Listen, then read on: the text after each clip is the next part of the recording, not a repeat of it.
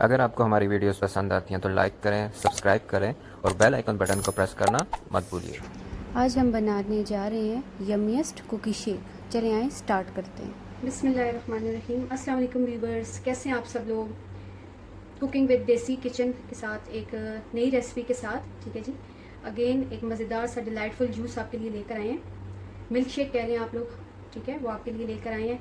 आपको नज़र आ रहा होगा आज मैं डिफरेंट सा एक शेक आपके साथ शेयर करी हूँ। कुकीज़ ले रही हूँ, उसमें जाएगा बनाना, मिल्क, शुगर और कोको पाउडर सिर्फ गार्निशिंग के लिए। सिंपल सी चीज़ें हैं और बहुत मज़े का थिक सा और डिलाइट सा ये मिल्क शेक बनता है।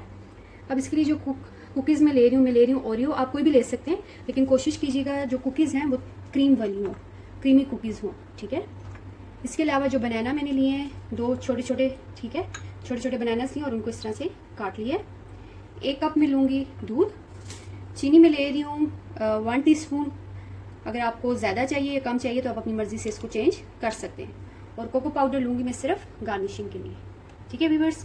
चलें फिर स्टार्ट करते हैं। कुछ भी नहीं है, सिंपल इन सब चीज़ों को डाल के आपने इजीली ब्लेंड करना है। ना ब्लेंडर ले लेती हूँ मैं। सबसे पहले मैं इसमें डालूँगी ये बनानास,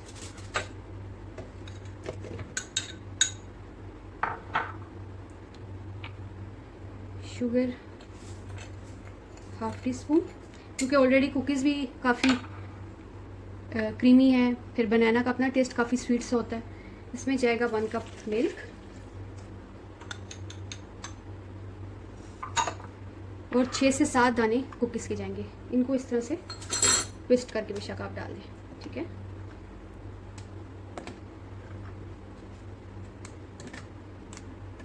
जिनको ज़्यादा टेस्ट चाहिए बेशक वो ज़्यादा डालें। चलिए, आपको अगर चिल्ड फॉर्म में चाहिए तो आप थोड़ी सी आइस भी इसमें यूज़ कर सकते हैं।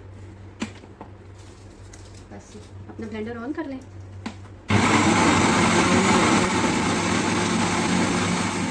ये मज़ेदार सा कुकी शेक आपके सामने प्रेजेंट कर दिया मैंने।